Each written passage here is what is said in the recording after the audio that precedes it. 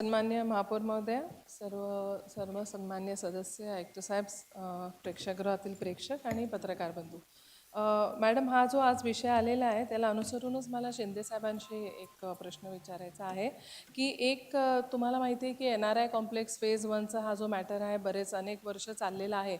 मी आपल्याकडे बऱ्याच वेळा आलेले आहे आणि आपण त्यांचे जे रेसिडेन्शियल मीटर जे आहे आपण सेग्रिगेट करून आता त्याचं प्रॉपरली बिलिंग होतं आहे आणि आपण ते वसूल पण करतो आहे.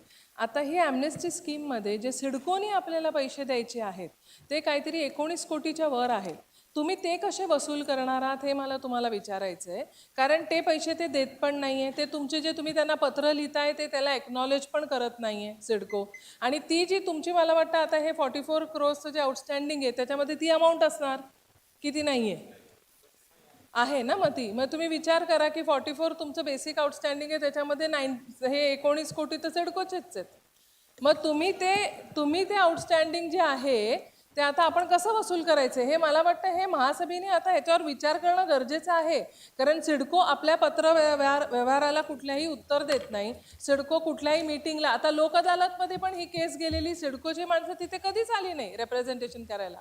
आपणच आपले जातोय, ते लोक येत आहेत आणि त्याच्यावरती वाद चालू होता. पण तो फायनली तुम्ही तुमच्या स्तरावरती मिटवला. तुम्ही हेही कबूल केलं, मान्य केले की सिडकोनी पेमेंट करायचं. पण मग सिडको पैसेच देत नाही, त्याचं काय? तुमचं त्याच्यावरचं तर इंटरेस्ट आणि पेनल्टी जी आहे वाढत चाललेली आहे. तर हे सिडकोने असे बरेच पैसे त्यांनी आपले दिले नाही आहेत, थांबवून ठेवलेले आहेत. तर ह्याच्या बाबतीत पण काहीतरी विचार करणं गरजेचं आहे. मग ही ॲम्नेस्टी स्कीम त्यांनाही लागू करणार आहात का? तिथं गव्हर्नमेंट बॉडी आहे, त्यांच्याबरोबर आपलं रिलेशनशिप या मॅटरमध्ये कसं असणार आहे आणि तुम्ही किती पैसे त्यांच्याकडून घ्याल? मग ते आत्ताच जर का हे आता प्रस्ताव पास झाल्यावर तुम्ही त्याच्यामध्ये हे पण एक मॅटर सॉर्ट आउट केलं. कारण सर मी हे का तुम्हाला सांगते, बिकॉज तुम्ही मार्चमध्ये NRIचं वॉटर सप्लाय बंद केला, जे खूप चुकीचं होतं. ते लोक रेग्युलरली तुम्हाला पैसे भरतायत, तुम्हालाही माहिती आहे डिपार्टमेंटला की त्यांनी पैसे द्यायचे नाही आहेत, सिडकोने द्यायचे, तरी तुम्ही वॉटर सप्लाय तुम्ही बंद केला 1 दिवसासाठी. ते एकदम रॉंग होतं. आपलं बोलणं झालं, तुम्ही सुरू केलं. पण मग हे परत नाही घडलं पाहिजे ना. वन्स अँड फॉर ऑल हे जे मॅटर आहे याला क्लोजर तर द्या, बंद करा सर हे. आणि त्या सिडकोशी जे काही बोलणं करायचे ते करा आणि पैसे वसूल करा आपले. एवढीच मॅडम माझा विनंती आहे. धन्यवाद. विसरले मॅडम, मला आपल्याला असं विचारायचं आहे की आता साहेबांनी ज्यांच्याकडे कनेक्शन नाही आहे, पाण्याचे कनेक्शन, तरी पण त्यांना जसं गोडाऊन्स वगैरे जे मॅटर मॅडमनी बोलल्या तर त्यांना तुम्ही बिलं दिलेली आहेत, राईट, पण कनेक्शन तर नाही आहे. मग तुम्ही काय करणार? ते बिलं तुम्ही तुमच्या रेकॉर्ड्समधून ते बाजूला करणार आहात, त्याचं कसं तुम्ही ते बंद कसं करणार आहात? तुमचं पेपर ट्रेल जे पूर्ण क्रिएट झालेलं आहे तुमच्या ऑफिसमध्ये, तुम्ही त्याला काहीतरी एक परत त्याला पण क्लोजर.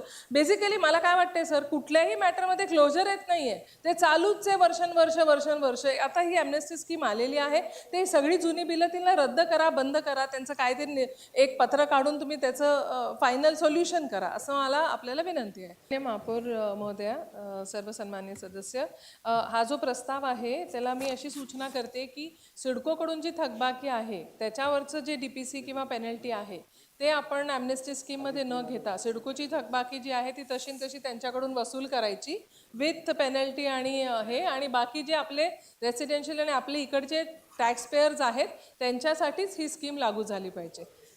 धन्यवाद. रेसिडेन्शियल जे आहेत त्यांच्यासाठी अशी मी एक सूचना ह्याच्यामध्ये नमूद करू इच्छिते. सिडको वगळून हे प्रस्ताव हा पास झाला पाहिजे अशी मी सूचना करते. धन्यवाद.